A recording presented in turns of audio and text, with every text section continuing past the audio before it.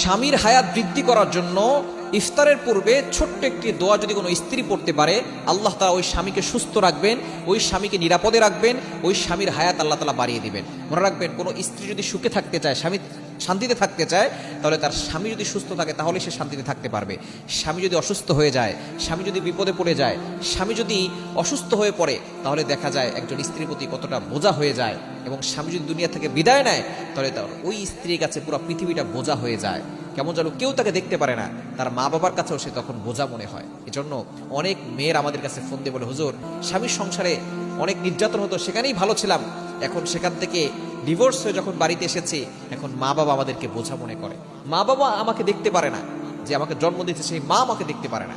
এজন্য স্বামী হচ্ছে অনেক বড় একটি দামি জিনিস। এই স্বামী যার আছে, সে ঢাল হয়ে আছে।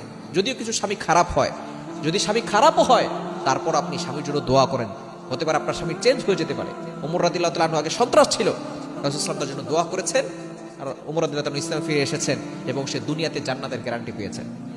এজন্য স্বামীর জন্য দোয়া করতে হবে স্বামীর হায়াত বৃদ্ধি করার জন্য। এই রমজানে ইফতারের পূর্বে যাতে করে স্বামী ভালো থাকে, স্বামী নিরাপদে থাকে, সকল বিপদ আপদ থেকে সে বাঁচতে পারে, এজন্য আপনি একটা দোয়া করবেন। দোয়াটি হচ্ছে, আল্লাহুম্মা হফাজ জাওজি